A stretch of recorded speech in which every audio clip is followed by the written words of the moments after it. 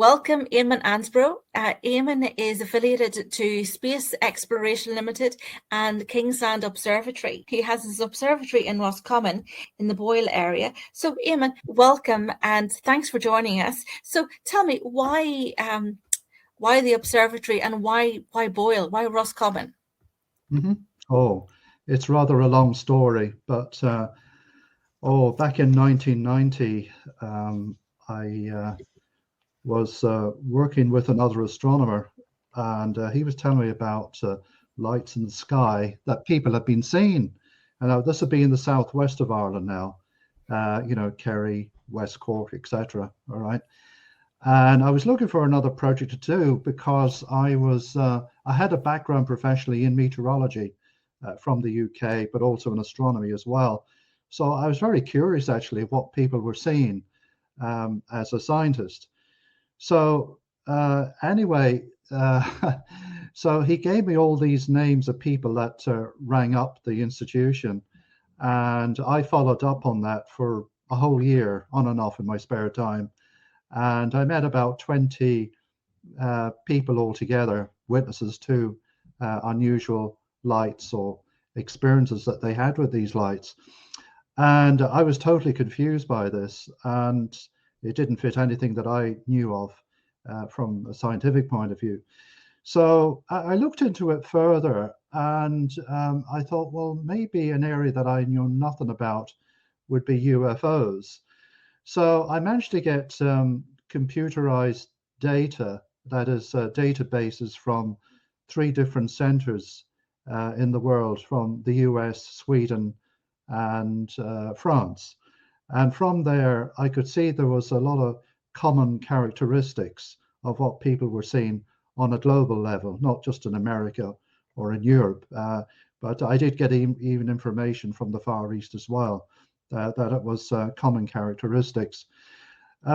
So from there, I explored even further, and I had set up, the only way to meet people I found was not to advertise about UFOs, and people could contact me regarding this. So I set up these meetings on a monthly basis, and rented hotels out around Ireland, and I ended up in total with 150 cases altogether over nearly a 10-year period. And it was from there that the highest concentration of UFO activity was in the southwest region of Ireland, particularly in West Cork and South Kerry. But after, say, about 3-4 years, I heard about the Boyle area through another group from the UK that was saying that that there's an invitation out from the town commissioner from Boyle. Would somebody make a presentation, to the public? So anyway, I actually traveled over 200 miles to come here, and I didn't know who to expect. Anyway, it turns out there was about 70 people that turned up, and it was from that I realized that there was a lot of serious events taking place here, that there were people that were serious about what they had been seeing. And again, likewise, I met about 15 witnesses to these events. And after I had done a lot of research, particularly in the southwest of Ireland, I felt I had exhausted everything from there, and decided actually to relocate to Boyle. Well, 2 things were the UFO activity that was taking place here, because it was saving such a long journey, of 200 miles, up and down, 400 miles in total. So the best thing was to relocate. So I sold out my house. I bought a house here and set up the observatory here as well, which was carried out astronomical work, that is, but part of the work I was dealing with, which was an area that you wouldn't find any other astronomer carrying out at all, that wouldn't touch, is the UFO area. So I decided, well, here's something to explore scientifically, which I did. So actually, I designed instrumentation specifically to record objects, hopefully, in the future. So I had come up on a number of occasions in 1997, 98, and 99, and then I decided to relocate then in 1999, 2000. So all in all, that's the reason that I'm here in Boyle. But my main actually professional activity is in the space industry, and I work for a company called Space Exploration Limited, which we have facilities in Spain and also here as well. So involved in optical laser communications with satellites. So that's my main professional work. But the Kingsland Observatory side is astronomical, and also takes in the UFO, UAP area, which you would normally find with any observatory around the world. But I realized that there was a psychological perception problem here by scientists who I met, who I thought I might get interested in it, but they just wouldn't touch it. So I followed through and have made roughly about 40 recordings altogether over 20 years in Boyle, particularly in the Loch Key area. The Loch Key is about a mile from Boyle town itself. It's quite a large lake, a number of islands there, and met quite a lot of witnesses over the years, to these events, and even close encounters, really close up. You could classify them as under the Alan Hynek classification of close encounters of the third kind. So you're actually looking at the construct, the actual craft, and all the details about it. So not the occupants, put it that way, but so that's really the main reason why I relocated to Boyle. I'm fascinated by this because there's a lot of kind of coincidences, Eamonn. We look at the arts and sort of, I'm a big fan of Yeats. I just adore W.B. Yeats, and I love A.E. Russell, and they were very affected by those sort of areas too, because there's a lot of mythology. They thought that there was a sort of a liminal kind of a space, that they said that the she was sort of just a lot more present in that particular area. And also we had an interesting lady, Deborah Hatswell. We had a great chat with her. We've got another chat due hopefully in the next couple of weeks. She has maps, sort of phenomena, and again it seems to be sort of that Cavan kind of area, and maybe moving as far as Boyle is another one of these kind of hotspot areas where there's a lot going on. People have taken photographs of what they think is Sasquatch, and but I saw you talk a couple of times before. I saw it and I was quite taken, and hopefully we'll get a photograph to put up on this recording. But you had a photograph, it was like a portal above Loch Key with a cigar-shaped kind of a vessel coming out of it, and it was a very, very convincing piece of evidence. Yes, indeed. That particular case in question, that happened in late October 1998, and lucky enough, I actually met the three witnesses to this, and also these witnesses, they were in their early 20s, these guys, locals, and they're very much into nature work, do it, ornithology and fauna and all this type of thing. They were quite serious what they were doing. And so while they were in I think it was the east shore near Cluntequila Castle, which is on the shore of Loch Key, that's in the east part of the lake, and they saw this construct slowly moving, descending towards the lake. Now, it would be a height of about, say about 150 feet. So it's about double the height of, say, trees in the area. These would be pine trees. And so lucky enough, they also had binoculars. So they slowly actually were looking at the object. Two of the guys were very concerned about it because it didn't fit anything that they know of, helicopters, aircraft, balloons, anything like that. And it had a purple sort of haze around the object itself. But two of the guys, I can name them actually, Barry Brown, and the other guy is Mark Monaghan. And they witnessed in some detail the actual craft itself. So they actually saw the panels at the side of the craft. There was this purplish hue around it. I did some intensive investigation with these guys over the period, and actually worked out the physics behind all this, particularly the propulsion system and how it may be working. Also, what was rather exciting was that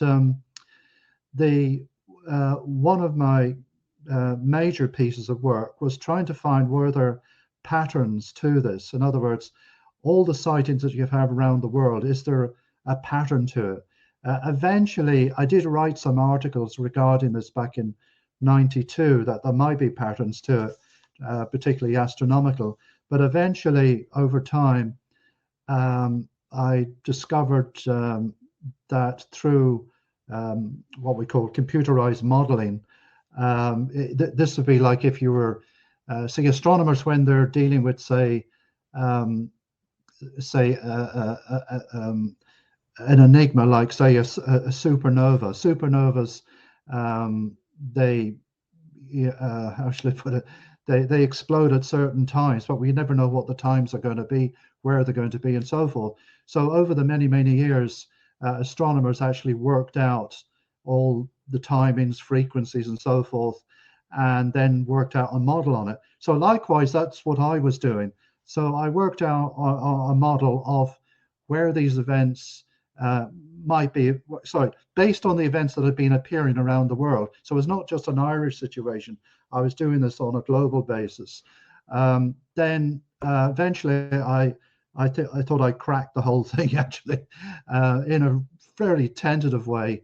And I presented this to the SETI conference in San Jose in California in 2001. So it was from there that only in recent times there's been a lot of interest in the research that I've been doing.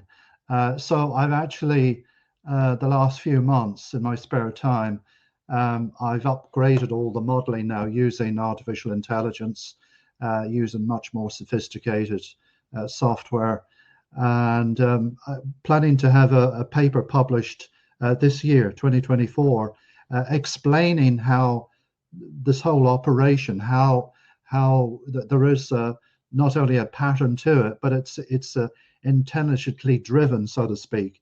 And what we have is a program that appears to be autonomous. Now, it's some sort of monitoring that's going on because of the behavior of the UAP itself.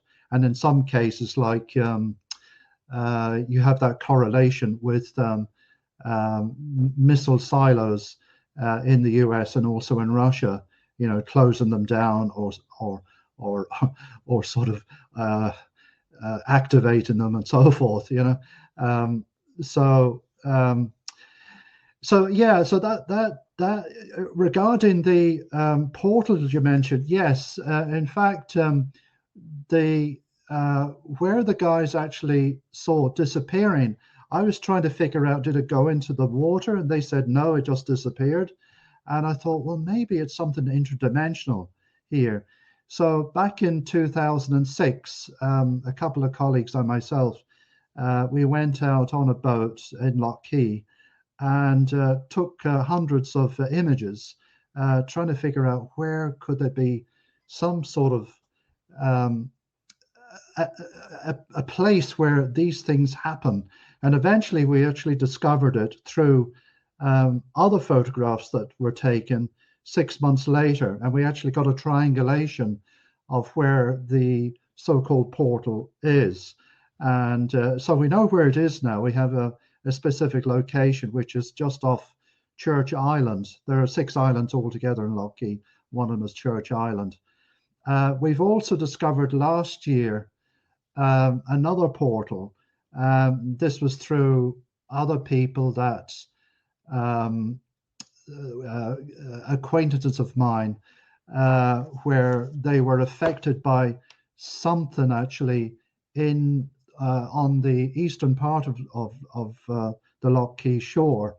And so last year we went out with data loggers and timing devices, and we discovered actually we did get a time latency at a particular location, which would indicate that there's when you have a time latency difference, it's like it's a different time, so to speak, within that time latency.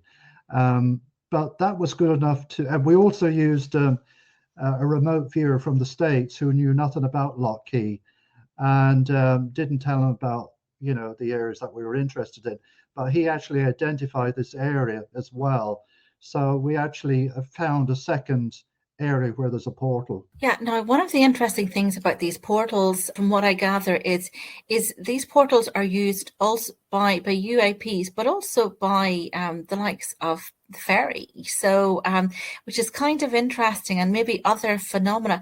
I think everybody that I've asked has said, yeah, same thing, and then but we never go into it. So, although I think what we're seeing now, Eamonn, is a lot of this stuff is becoming a little bit more mainstream. So we had there was photographic evidence of a TR3B hovering over Sligo town in the national newspapers. I think it was it March 2020, and it was seen by thousands of people at about tea time. So so I mean it was, but of course people see it and then they just disregard it because it doesn't fit within their field of vision.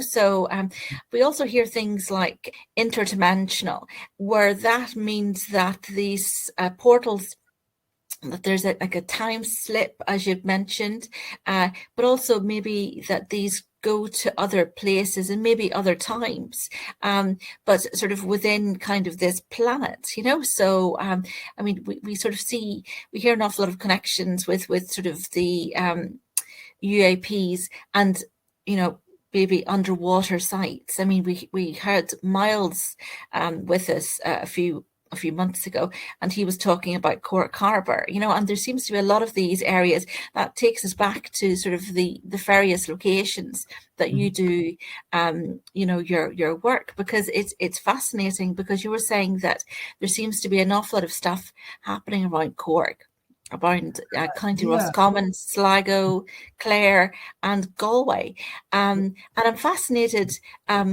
why these locations and whereabouts are these hotspot locations.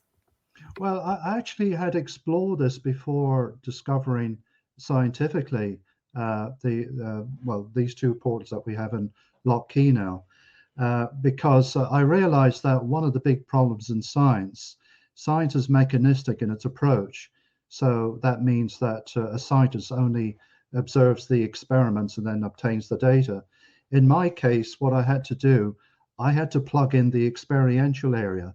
So I'm not just the scientist, I actually bring in the experiential, but I also set up a partnership with Nature Intelligence in order to, how should I put it, in order to support actually my research. So I did this back in the mid-90s because I realized that you just kind of get answers from outside of yourself, outer space or outside in a 3D space. You have to actually explore your inner space as well. So I, through support from another person that was into this particular area to do with inner space or exploring, your whole experiential area. So I carried this out. And in fact, what I did is there was one area I was attracted to in West Cork. Now, I'd seen many places, megaliths, about 20 megaliths altogether. But there was one area I was particularly attracted to, which was near the other side of the Bowling Valley. The Bowling Valley is between, it's actually on the border between Cork and Kerry. It's a high mountainous area we're talking about here. But anyway, I was attracted to this particular area, and rather like you could say, you're sort of nourishing the land, because consciousness is a real key factor in this. And as I mentioned earlier about the partnership with nature intelligence, it's really key to actually get answers to things, because if you're just using your ego, it's problematic. It gets in the way. So I rely on nature to do my work, actually, from the scientific end, and I'm bringing in the experiential as well. Anyway, I'll get to the point. And this was now, I didn't expect that this would actually happen to me, but I was attracted to a particular location, as I mentioned, near the Boylan Valley, and near actually one of the high standing stones. It's about 3.5 meters high. It's called the Doris Portal. Now, it's an archaeological term, by the way, portal, not the portals that we're thinking of here being interdimensional. So anyway, nearby, I spent about 18 months on and off going to this area, applying this partnership with nature intelligence to balance the soil, the atmosphere, and so forth on many occasions. And then I was able to get dates when events may occur in the future, personally for myself, that is.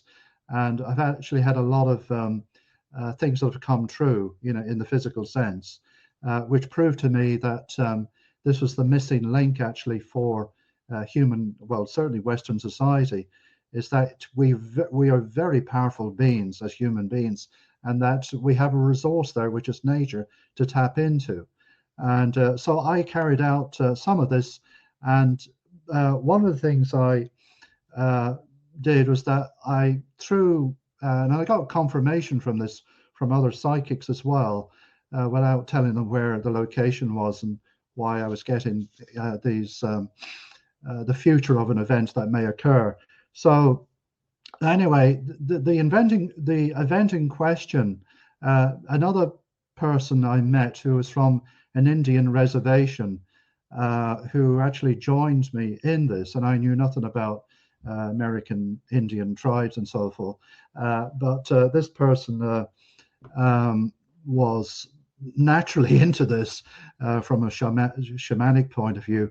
And so because I actually got the date, which happened to be the 9th of August, 1997, in this particular location, 6 months ahead of time.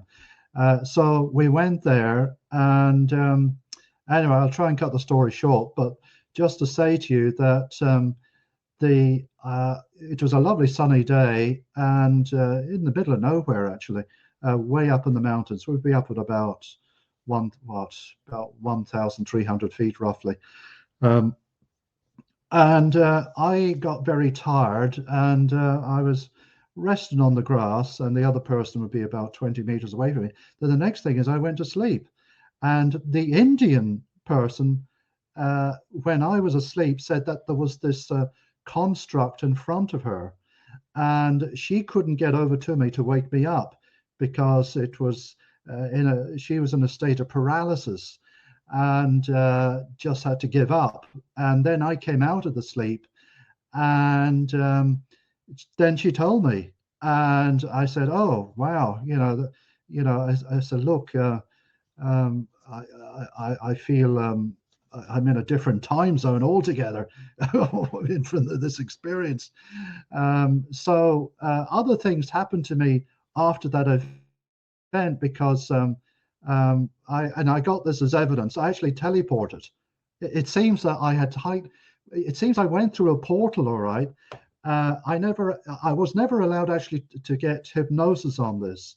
In fact, there was a hypnotist I went to some months later, thinking that what actually happened to me. And that particular hypnotist bloodified herself. She had been 25 years as a hypnotist, and there was all this blood running out of her nose. And I thought, gee, maybe you're not meant to hypnotize me at all. So it turned out actually I had all sorts of experiences after, and one of them was teleporting, and this was witnessed by another person. It actually nearly freaked them out, in fact. So anyway, I had gone to a metaphysician many years later, and I didn't say much about my experiences. And she said, "Have you been through a portal?" And I said, "Well, yeah, I think I have." Oh, she said, she said, "Your energy field is, is very, very different to anybody I come across," because she's into measuring the frequencies, using the tuning forks and so forth. And so, yeah, you could say that you're going through a portal, whatever the experience is going to be. You can be sure that it's going to transform your frequencies as well, as a human being. So that's what I went through. So that's my portal experience that I went through. That's fascinating, Eamonn. I think that's something that I'd really like to hear more about, because, I mean, from what I heard in a previous chat that you gave, that you thought that there was a connection between some of these sacred sites were actually like attractants to the UAPs. That they seemed to be attracted to them, and that's kind of fascinating. Now, Miles had talked about a friend of his who had been doing some work in the Monaghan area, had sort of time slippage in a portal, and he couldn't explain for about a week or 2 weeks of his time. So it is fascinating. Now, what other areas I'm going to talk to you more about the West Cork area, because I'm fascinated about it. But I'd also like to ask you about Galway and Clare and sort of what you're getting there. Whenever we're talking about West Cork, sure, we'll go ahead and we'll ask the big question, shall we, about Hybrzel. I've been hearing lots of whispers about that particular area.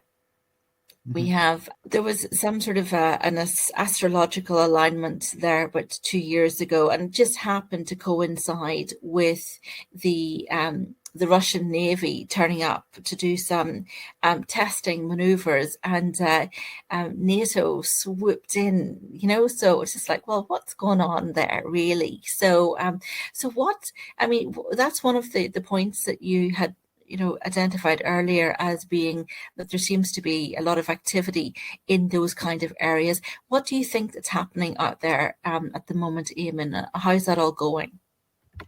Okay, well, there's quite a history to this, Josie. I don't know if you know, but there are cartographic maps that go back to the early 13th century.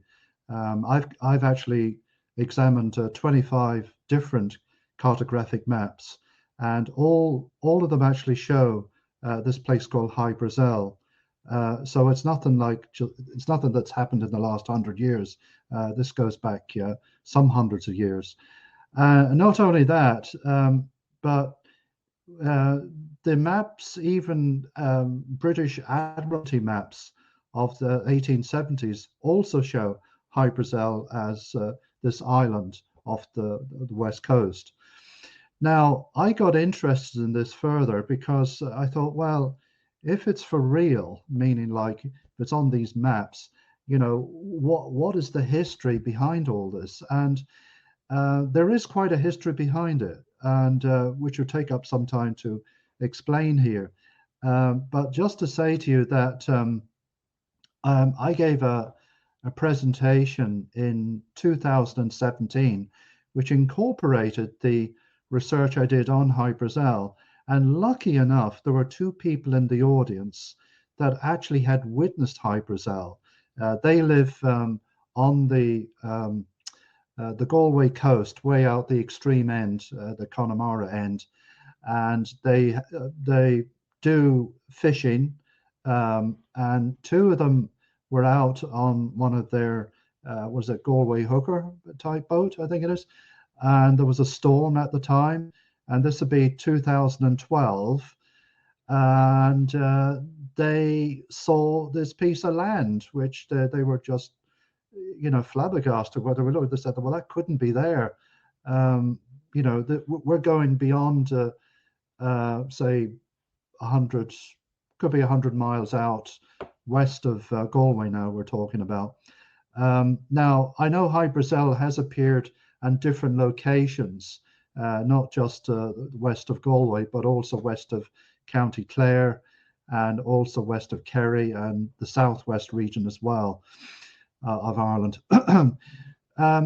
So I, researching it further, I found also that there was a pilot, a Dutch pilot, and I have his name as well, and he had contacted air traffic control in Shannon. This is in 2012 now, and he had said, that there was. He said that he was confused by his map that he was looking at, because he said, "Oh, there's this piece of land here, where like in a state of confusion." And they said, "No, it can't be there. It's." Now I'm making some of this up because, obviously I wasn't witness to the actual interaction between air traffic control and this Dutch pilot. But I have 3 people now for 2012 that have witnessed Hybrzel. And not only that, but in 2017, I met a Maori New Zealander shaman who came to Ireland for the first time. And through other friends of mine, thought I'd be interested in meeting him. So I met him and I brought up about Hybrzel. And this will be July 2017. And don't forget, my talk actually was in October 2017. And he said, yes, he said he was familiar with Hybrzel, but he said it has a relationship with another island, which is in the South Pacific, and it's called Sandy Island. And I never heard of Sandy Island. And he said, what actually happens is that when Sandy Island disappears, then Hybrzel appears.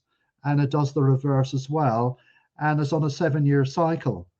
And I thought, oh, this is amazing. So it seems to be some sort of protrusion right through the Earth, some sort of interdimensional protrusion, like a line through for this disappearance and appearance. So I started putting all the data together. I actually made a matrix of all this, of all the Admiralty maps from Australia and New Zealand for the period from the late 18th century all the way up to recent times. And indeed, even with some discrepancies of missing times when Sandy Island was there, but I had enough evidence to show that what he was talking about, to confirm scientifically that you do actually have this 7-year cycle between these 2 islands. And what's amazing is that Sandy Island would be on Google Maps, and in 2013 it was assumed Sandy Island is there. It's quite a reasonably sized island. It's about 15 miles across, this island. It's fairly large when you compare it to normal much smaller islands that are around the coast of Ireland. It's much bigger. So you'd expect it to be there. So this hydrographic survey was carried out west of French New Caledonia, and about 200 miles off New Caledonia, it would be where Sandy Island is. So they were doing this hydrographic survey, and of course they went to the location where Sandy Island would be, based on Google Maps, and you wouldn't believe it. It wasn't there. And they actually had a plumb line about 1 mile down, and it wasn't there. It just disappeared completely. So it's a very interesting phenomenon that occurs with some of these islands, like Hybrzel and also Sandy Island. But there's a definite relationship, according to this Maori shaman, of Hybrzel and Sandy Island. That's interesting. I had actually a conversation with an astrologer. Hopefully we'll get that up. An astrologer called William Stick Evers. Now, William is he's extraordinarily accurate. He's an average kind of accuracy on a conservative level.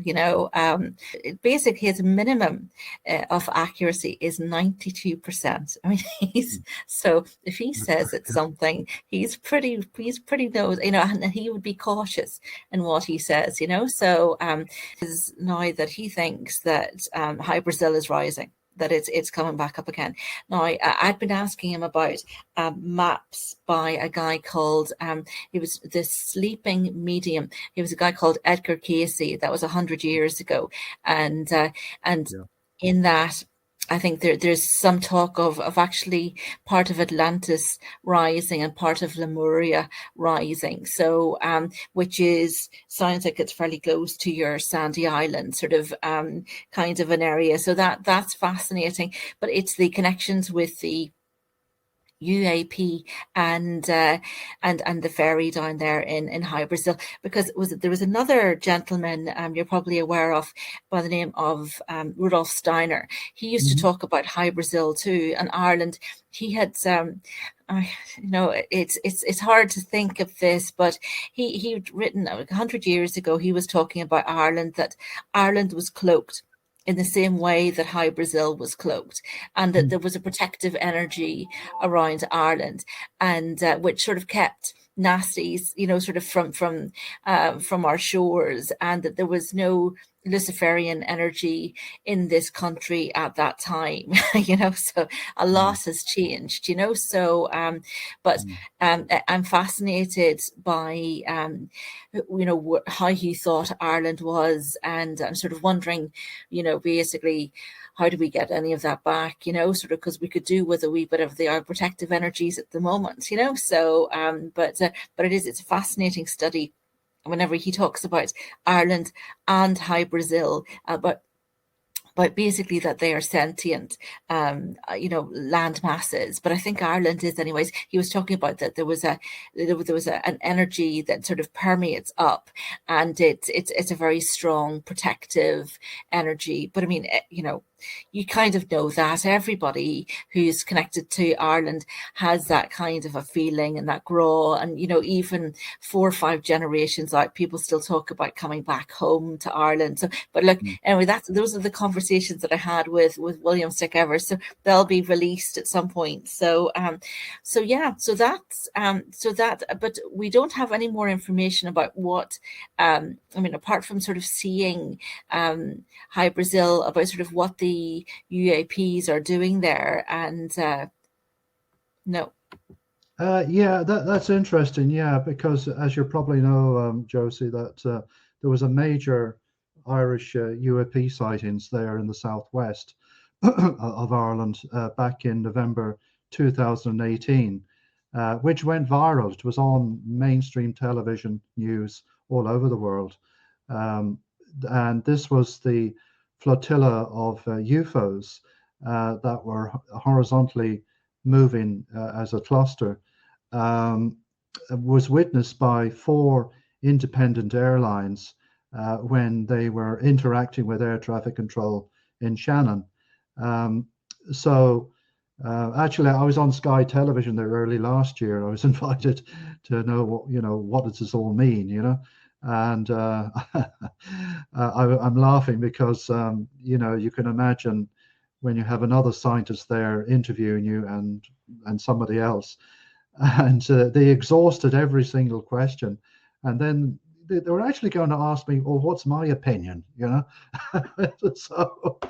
so I said, look, I said, I've researched this. I've spent over 30 years researching this whole field, and I've worked out the patterns behind all this. And I said, well, look, we have a program surveillance going on.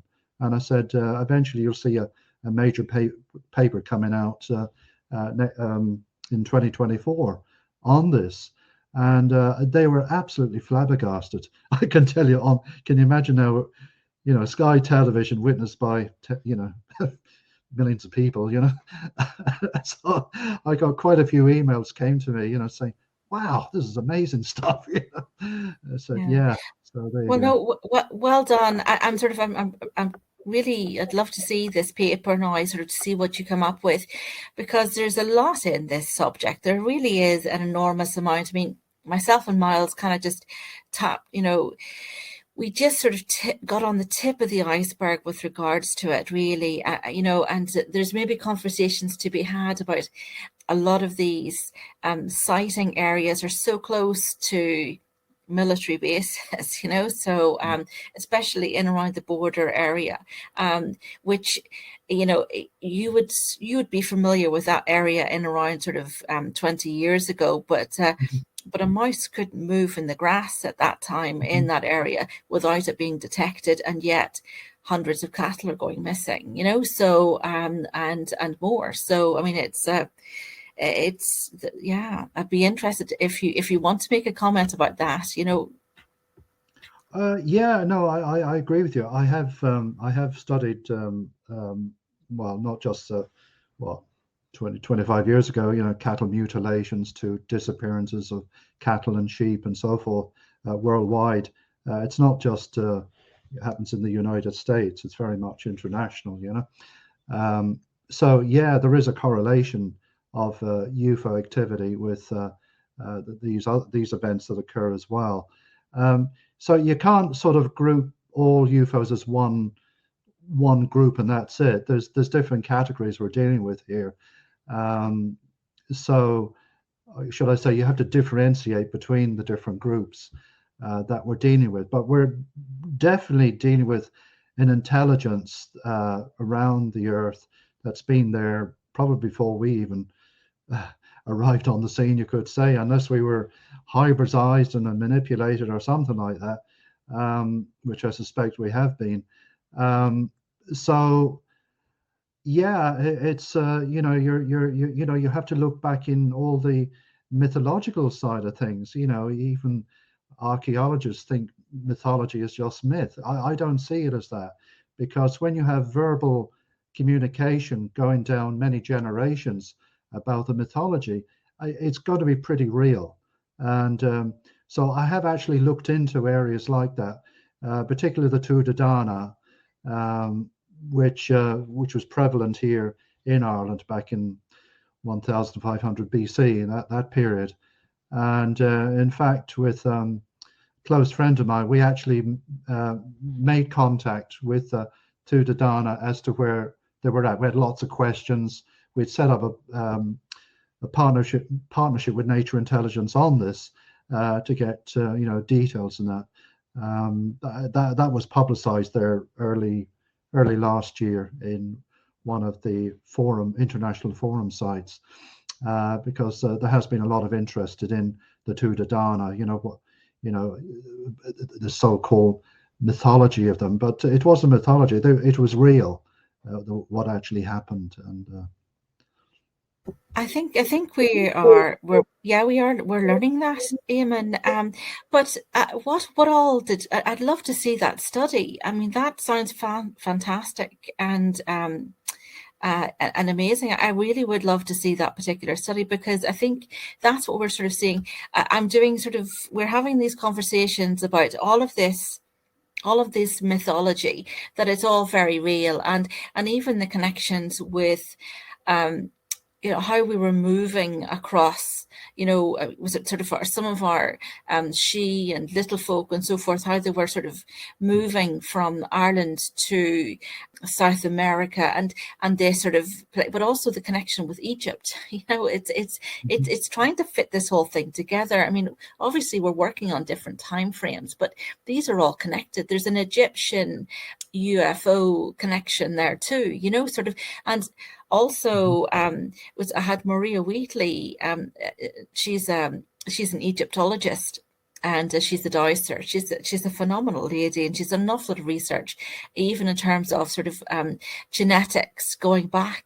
She's done a great study to do with that. But she's sort of connecting the fairy and the pharaoh. That sort of, there's a lot of interplay there. So, but I mean, if you look at the petroglyphs in the pyramids, and similarly in like South America, or Australia, that you're seeing what look like flying ships there too. That there is that connection. But what did you come up with in your nature series with the fairy, with the Tuatha De?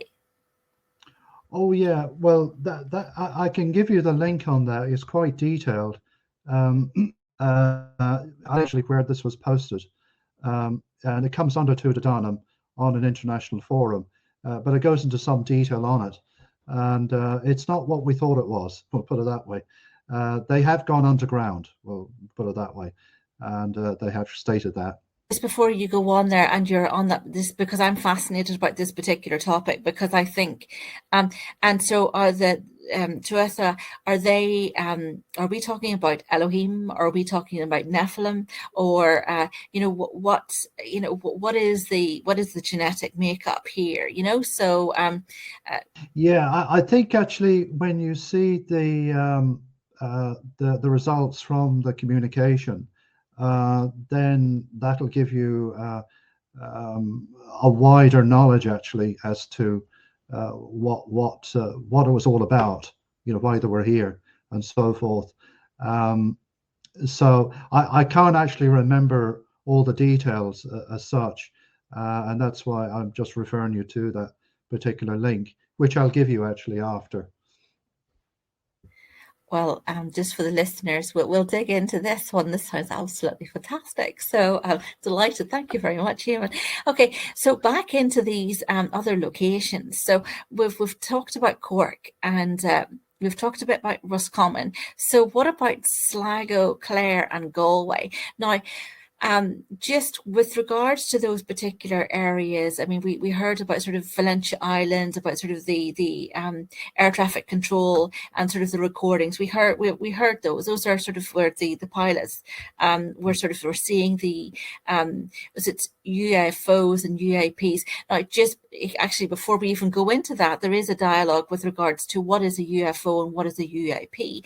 Some people actually think that whenever we're looking at UAPs, that basically we're sort of like we're cats looking at a laser pointer, that sort of somebody's pointing this laser somewhere, and we're kind of going, oh, look at this, So and so, well, that actually we're not looking at we're looking at a sort of a laser or a hologram kind of an image. So, but and sort of then people go, well, if it's being projected from somewhere, where's it being projected from? So there is these interesting questions. So, but what's happening over in Galway, and also, Eamonn, there was an incident in Kerry 2 years ago, where in the midst of this whole war in Ukraine, the largest Russian aircraft was brought over to Shannon Airport to pick up something from a beach in Kerry, and people think that it could have been a UFO kind of a situation that they were trying to conceal from us. Do you know anything about that and what it was that they brought in? I'm sorry, I don't know about that. It's the first time I've heard that. Was it? Yeah, I recall hearing something, and it's amazing that whenever and now even to search for that, the images of that aircraft coming in, it's all been wiped off the internet. So, but certainly I recall having it. We know that there is articles that were put up in the newspapers, but they've all been cleaned off the internet. So then it's something that's really good, So, but Miles brought my attention to that. So we'll dig in to see what it was. It obviously was something of some kind of substance. So, so tell us more about these other special locations. Again, do you know anything about Cork Harbour? Yes, I've heard about Cork Harbour, but also I have quite a network of contacts around Ireland who have a deep interest in the whole UFO area, but particularly, well, the reason why they have a deep interest is because a lot of these individuals have experienced, not only seen UFOs, but also have imaged them as well. They've taken video footages of them as well. So, near Cork Airport would be another location where I've seen quite a lot of film footage of UFOs.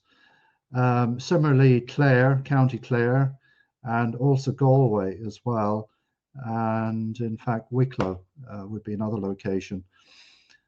So yeah, it's pretty common actually in some of these locations. I think the reason I mentioned these particular locations is just that I have a network of people that that supply me with video footages at times of where they're seeing, UFOs. I also provide, this has been going back over 20 years, but I provided different locations where events may take place at those locations where UFOs might actually appear. And we've had some very good luck in that area. The first time we did it was in 1997. We had Carlton Television, that's I think it's ATV Television from the UK. They came over and they recorded, this would be over Bantry Bay. They recorded one UFO came in quite close out of 3 of them. There was 15 witnesses to this. This was shown on television, by the way, in a documentary, not only in the UK, but it was shown in the USA as well. We've had other events have occurred according to the model that I've been working on, particularly Boyle, it's not Lockheed, that is. And we had, what was it, December 1997, we actually were successful in videoing one of these cylindrical type constructs, cylindrical type UFO, so to speak. And that was shown on RTE television on the Late Late Show in February 1998. So yeah, I'm just giving you a flavor of some of the stuff that I had been working on and showing the proof that yes, UFOs are real. You can actually record them. And certainly when my paper comes out this year, this will support not only scientists, but also those that have, I was going to say, an insatiable appetite in wanting to see UFOs if they've never seen one before. Your chances are very high you will see them based on the research that this research paper when it comes out. So we're actually planning to set up a website that will help people, particularly the public, if they want to participate and do some recordings of UFOs and maybe some science as well, which would be most useful. It will certainly help in supporting the model itself, that that we do have the confirmation of a program surveillance around the Earth, and that this is how they're doing it. So over and above the surveillance, I'm kind of inclined to think that they're also, maybe working on resources as well. They're also sort of maybe getting materials or whatever they need to sustain themselves, maybe including water. But I mean, whereabouts in Galway and Clare, I'm kind of interested in those particular areas in particular, because there was and the whole Sligo, because those are sort of part of the hollow earth kind of areas where people would, there was historically, there was comments about those areas as being entrances to the likes of Agartha. But again, once the system gets involved and all of that information is sort of swept away and kept secret. So whereabouts in Galway is it that they have been seen? I mean, is it just over, Galway Bay, or is it sort of in particular sort of specific areas? Because I think with our conversation with Miles, we kind of picked up on the fact that they were going to areas where there was maybe minerals that they would have been interested in. Yeah, well, okay, regarding the locations for County Galway, and this is from a number of people that are in my network, and this goes back, at least 30 years. It's mainly west of Galway in the Connemara region, along the coast or slightly inland a little bit. And we've had not just the craft showing up, but they've been actually filmed as well, videoed, and also unusual type of constructs, even rectangular type platforms have been witnessed as well. and also having craft that would follow a car, illuminated, and such like. So that's happening west of Cork City now. As to County Clare, it's in the region where the Burren is. That's where we've been getting UFO recordings from individuals there. So there, as Miles Johnson pointed out there, what's the correlation here? Well, there's certainly a correlation with the model that I've worked on. There's actually a 40% correlation to megaliths. That's one. There's also a certain percentage correlation to the new infrastructures like highways, motorways, and so forth.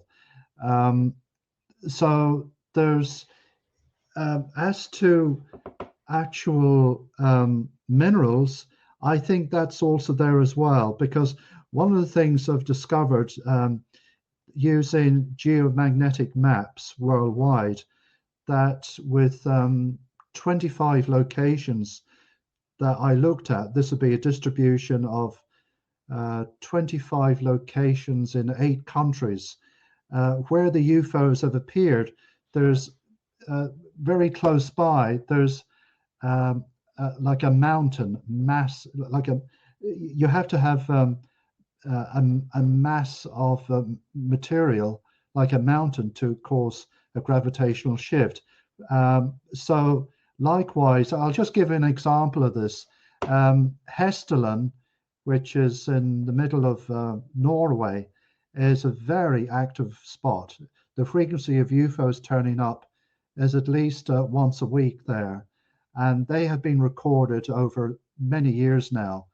And the location itself is interesting because there was mining activity way back 100 up to 100 years ago, and we're dealing with iron type of mining going on.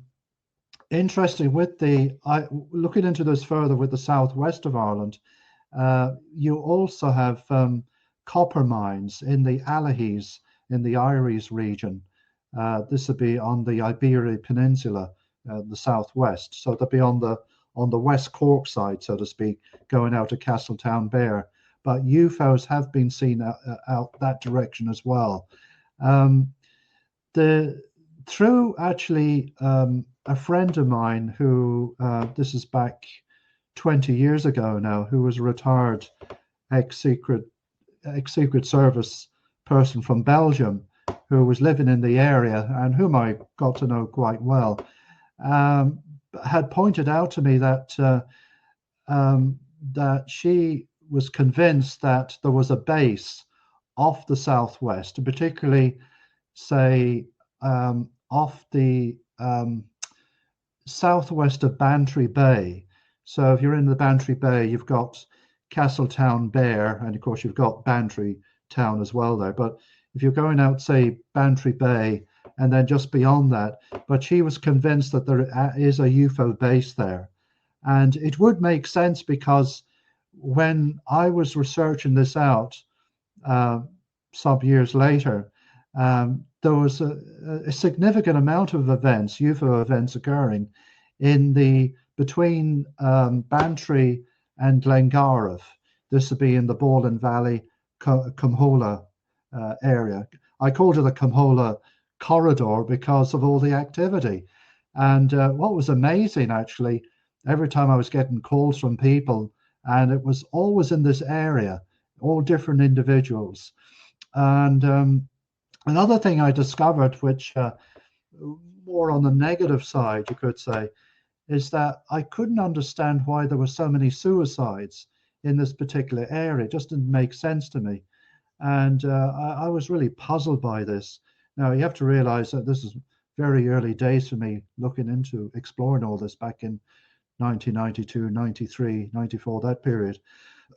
But through another colleague of mine, Professor Philip Callahan, which I did some work with, he's a biophysicist, he's passed away now, but I was telling him about this area and he came along with me and we started measuring the electrification in the air. in this area. And he said, oh, this is amazing. This is the frequencies here are much higher, and it may well be affecting people. In other words, the normal Schumann resonance would be, say, 7.8 hertz or 7.8 cycles per second, so that we entrain with that.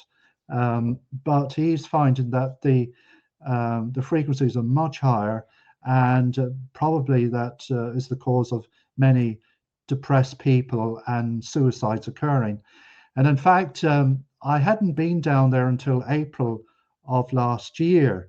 It was about 25 years ago since I was in the area, and I was staying with some friends there, and who knew about my work anyway from the past. And so I was telling them about the suicides, and that I couldn't figure out, why there were so many. And then I said I had resolved it actually with Professor Phil Callahan, what was going on here. And anyway, one of the persons I met, who's 86 years of age, who's been there all his life, he said to me, well, Eamonn, you're absolutely right. Not only the 5 or 6 suicides that you knew of, he said there's been 50 other suicides in his lifetime there. And I said, that's amazing for such a low density distribution population.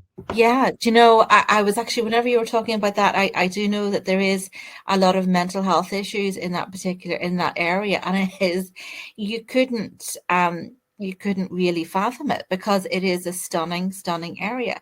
And that kind of makes me want to think, I mean, sort of back to this Elohim kind of conversation, where it's said that these sort of these guys that they feed off trauma, they will do it. That's what they feed off. It's their lifeblood, sort of, and it kind of makes me want to sort of ask the question, how do we protect ourselves from it? If some people will be into contacting ETs, and some people will say, look, actually that's not for me, sort of, I don't want to really, I'm interested, but I also want to know how to look after myself. Now we have there's also the conversation about gold, because they seem to be particularly interested in gold, and there's a lot of sightings generally where there are gold in their hills, like again sort of in that Monaghan kind of area. Now they're doing open cast mining for gold in the Tyrone area at the moment, and I'm kind of wondering if that's ruffling their feathers, or maybe that's making things more accessible for them. But also the people that are mining the gold are kind of toxifying the area, so which they seem, the greys seem to like that kind of level of toxic. I mean, that seems to be something that they enjoy, that kind of radioactivity. Which is, was it Miles had said that they were thinking about putting radioactive waste in under Carlingford Lough, and he said, well, the ETs will love that, because that's just, that they'd be really quite happy with that kind of a situation. So so look, what way can we protect ourselves from these guys? Oh, just before we go there, actually, a lot of the areas that you're discussing there on the Western Corridor, I would know of those areas as being associated with underground bases. I have friends that live in those areas, so they're my eyes on the ground. So even sort of the West Cork, I have people that have seen sort of things that are happening in around that Bantry area, where it looks like people are doing a lot of building out offshore, that they're taking a lot of helicopters out a lot of the time, that there seems to be platforms being built out there. So but even in terms of what's happening in Cork Harbour, there's like American Black Hawk helicopters, and literally they sit stationary less than a foot above the water there, and it doesn't, I mean, I've seen the footage, it is just extraordinary, so but there seems to be an awful lot of connections with these bases. So what are your thoughts about those, Eamonn? Or, I mean, maybe you don't want to talk about that. Well, it's not that I don't want to talk about it. I know nothing about it. So I have nothing to talk about. But I do take your point that I have heard through others that there are underground tunnels all the way from Donegal down to the southwest and other places. But again, I'm only going on hearsay here, so I don't actually have any evidence for that. But it's interesting what you brought up there. But the other thing you brought up just earlier about what Miles Johnson mentioned there about gold and the effect would have on mining gold and with these entities. What springs to mind is a friend of mine actually had done research at Skinwalker Ranch there about 2 years back. And I meet my friend actually every occasionally. And we actually just met there, what was it, just a week ago, in fact.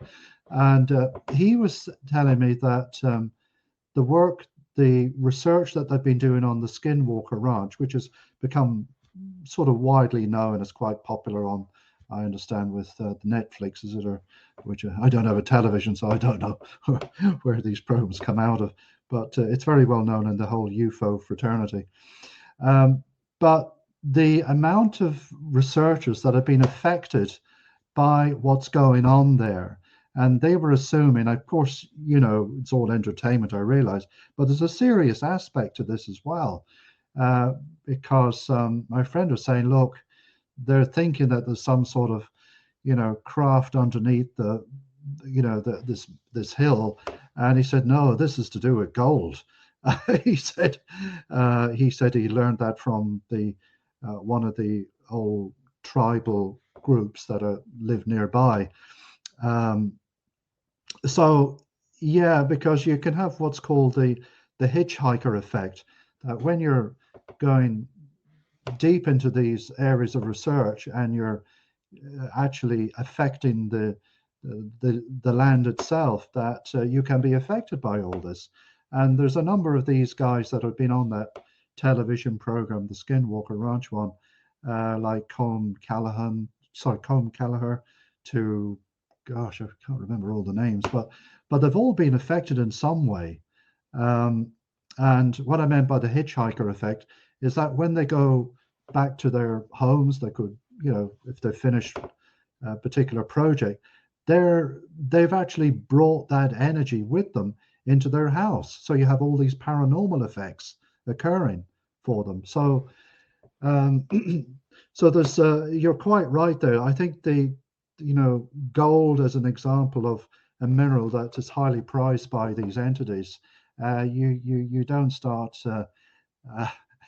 digging it out and taking it away from them, I suppose. I really don't know, but that's as much as I know about. Well, that's it. Well, that's it. Yeah, I mean, I understand they have little sort of stockpiles of it in some of these locations too, and there's also talks about, well, Miles had talks about sort of spiders and so forth. Funny, actually, the you were talking about Durrus. There used to be active silver mines, so that's a silver area. So again, more of these precious metals.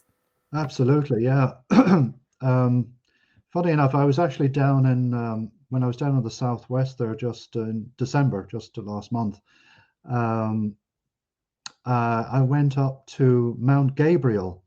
I don't know if you know Mount Gabriel, but that's where the two of the radomes are. This is where they do radar work for the transatlantic flights coming in. But there was 3 other friends with me who have wide sensory systems, and they all felt really sort of nauseated and sick with the energy around Mount Gabriel. So obviously radar really does affect people. And we did hear that one of the villages down below near Durrus, I think it is, in West Cork, it's along the Sheep's Head, I think it is, that some people there in their houses have been affected by the radar. So it doesn't, it's not conducive to being a healthy place to be living. Yeah, absolutely. I mean, we put some of these things down as being geopathic stress, and maybe there's actually there's more stuff going on there. We were talking about geopathic stress in the South Carlow, Mount Leinster kind of area, and actually there was something that was something else going on there, sort of spiritually. So we had entities that were sort of occupying that area, and again feeding off. It is extraordinary, but I think it's great that we're having these conversations to dig in, because suddenly things are beginning to make a wee bit more sense. Because it's whenever the minds come together, then we can kind of maybe highlight certain issues and say, that connects to X, Y, and Z. So now, one of the things that I was going to ask you was, I have a little group of people that all feed into it. Literally, if there's a funny sounding helicopter or whatever flying overhead, we all put into our flight trackers. We're all really well trained. We've been watching Gene Decode, and we've been watching what do you call that? The guy over that does the aircraft over in America, and we've been copying him, and so we're becoming a lot more savvy, and we're watching sort of the ships and the sort of what's happening sort of navy wise as well. So look, do you have a group of people that feed into you? And what if there's somebody listening here and said, I have extraordinary stories to tell. I'd really like to share them. Is there a way that they can contact you? And are you taking in new members into your groups that are sort of observing from around the country? Well, what I normally do with the network of people that I have around the country, we physically meet up. We don't do anything over mobiles or emails and that. We do physically meet up, and it makes it worthwhile, because then you have a much better communication, so to speak. I keep everything as private as much, and secondly, being under the radar, as you metaphorically speaking, I think that's really important, because it's not just people that some intelligence community that might be listening in, but they've been infiltrated as well by this other intelligence, and it's affected probably all governments around the world, and you can see it in the military, you can see it in politicians and so forth. They're literally been taken over, I can see, by this intelligence that's there. So the most important thing, actually, in coming around to what you mentioned earlier on, is things like people, I'd like to have contact with ET. You have to be very careful when you're dealing with that. I've come across, I'd say over 30 years, I've come across witnessing 15 channelers dealing with extraterrestrials. And all I can say is that they're not channeling extraterrestrials. Either it's their higher self they're dealing with, or there's some other entity there that's claiming to be an extraterrestrial and are not. So there's a lot of, how shall I put it, a lot of... I'd call it parasitic. I see this. It's like a demonic parasitic. It's all a distraction. People are looking for this type of thing. The number one thing is that we're, if we only realized it, is that we're all very powerful beings, and you don't need all these distractions. They're looking for answers externally. The answer is actually inside, is the key to this. And the key to it is actually, and it's all throughout the whole universe, and that's to do with love. Nothing to do with romanticism or religion or anything like that. We actually all have this in us. So it's a matter of, like, every day just reminding oneself who you are, not as an identification now, but as a human being, and purifying yourself. We're all part of nature, and it's all this other stuff that you hear around is really a complete distraction. And I think that is intentionally done, in my estimation, that I've concluded in recent years.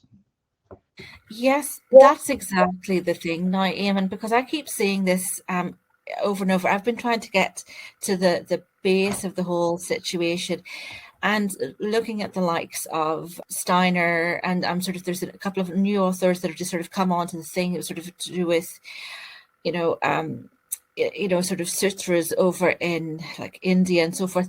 But I think at the base of the whole situation is, if you have a situation like this, that actually you really want to be frightened, you really want to be scared, you really want to, and actually that's exactly the wrong thing to do, because they feed off of that. So if you stand your ground in love and in kindness, that is actually repulsive to them, and off they go. They don't want to be near something as pure as that, so because we have sort of like a light around us that's kind of protects us, but once we're in that kind of that love vibration, that kind of repels them. So it's almost counterintuitive, but from what I'm reading at the moment, that seems to be the way to go. I mean, I'm looking at this in terms of there's there's Ahrimanic kind of energies. Again, that's sort of like a Luciferian Mephistopheles kind of an energy, where it's feeding off people's energy and trying to sort of bring out all of this darkness. But actually, if you stand back and sort of be in that kind of that love energy, and it's a really hard thing to sort of hear or sort of to be connected to, but apparently that seems to be one way to deal with it. Would you agree there now, Eamonn? Well, absolutely, because it's so important, just taking, say, the heart chakra. It's actually reminding yourself that we do have a heart energy, but to remind ourselves every day that, when you do remind yourselves and purify yourselves every day, I mean, it just could be a few minutes. You could be out in a garden or the field just for 10 or 15 minutes and just stand there. Could be in your bare feet or whatever, and you're taking those frequencies of nature into you. It comes right through you, and after a time, you will develop your heart chakra. Your heart energy will start increasing, so that heart energy would expand out, by many feet, or could be, 100 meters maybe. We don't know, but the point is that is a very disruptive energy to all the other frequencies that we're talking about here. Absolutely, absolutely. And not only that, if we're radiant in that, then also another thing that really affects them and keeps them away is connectiveness. So the likes of just being in community with like-minded people, and having that, knowing that there is that love and community around you, seems to be another buffer that just sort of kind of looks after people. So, but again, it's kind of counterintuitive if you feel confronted, but I think in these particular areas, I've been hearing about all of these negative energies and sort of the suicides and so forth, and it's heartbreaking. But if that's what we need to do, interestingly, a lot of these areas would have been connected with the she, but we also hear about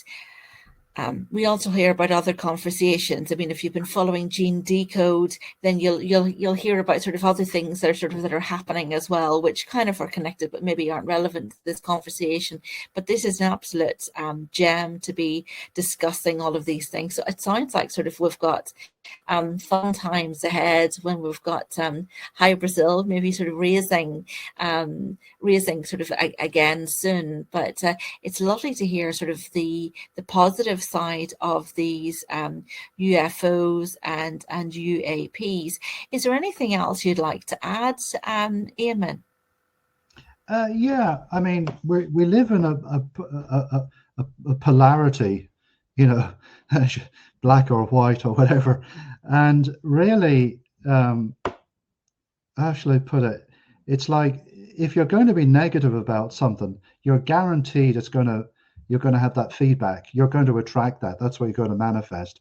If that's the way, show whatever your thought process is. If it's, and I don't mean to delude oneself with positivity. I mean, you have to take, the other side as well, but to understand the other side, meaning like whatever, not to absorb all the stuff that happens around the world from a negative point of view, but at least to take that information in, but to leave it to one side. because the worst thing you can do is, like, say there was oh I remember the time of the Iraqi wars, when the first Gulf Wars, and people were out demonstration big time. They were in the millions, and I was looking at this. I thought, that's what these other energies want, So there's a complete sort of fight between the two, and that creates more fear. You're in the sphere syndrome, which has its own frequency. The key to it actually is a love energy, as I mentioned earlier on. That will disrupt everything. And I know, actually, I've actually seen a demonstration of this. The time of the Sarajevo, the Yugoslavian wars at the time. A friend of mine who was a shaman, and he could see that when he was there, that by having a group of people joining hands and sending out their heart energy to all these military guys, you could literally shake them to bits, meaning like they'll become totally confused, because that's a disruptive energy, is the heart energy. And if we actually all do that around the world, you won't have any wars anymore, any of this stuff. That's the last bit I wanted to mention. Oh no, that's perfect. That's actually perfect. Yeah, because I mean, a lot of this is just energy harvesting. It reminds me, I don't know whether you've read any books by C.S. Lewis, a Belfast author. He wrote a book, it was That Hidden Strength, and it kind of really taps into that. But basically, was that Merlin is coming back and sort of to disrupt sort of that negative energy that's sort of coming in, because he's kind of looking after the Earl Heart, so but yeah, it's energy harvesting. So but I suppose once we hear this kind of stuff, then we can adjust accordingly. Another author that kind of went into it was Carlos Castaneda. So you've probably read his books. Again, his books are beautiful in terms, they're actually incredibly well written. Again, to do with the whole shamanic thing, but also it looks into sort of maybe these energy harvesting and sort of, darker kind of energies, and basically how to stand your ground with them. So it's a fascinating, don't know whether it's true or not, but I kind of get the feeling that on another level it is, so it was Michael Desarian would talk about sort of macrobes and so forth, which relate back to Carlos Castaneda. So but it's very welcome. I think once we learn from these different sources, it kind of helps adjust our field of vision, because maybe a year or 2 years ago, I kind of wasn't able to put the pieces together about the current situation. But it's only by sort of drawing together all, your voices and other people's voices, it's kind of helping me gain that picture. And it was actually always quite a simple solution, but it's only whenever you've got the information together, then you can sort of come to that judgment. So look, thank you so much for joining us. And where can people get a hold of you if they want to sort of make contact? Is it just Kingsland Observatory? Yes, Kingsland Observatory. There is a website, and the contact details are there. The other one is Space Exploration Limited. That's the business company. You can contact me there as well.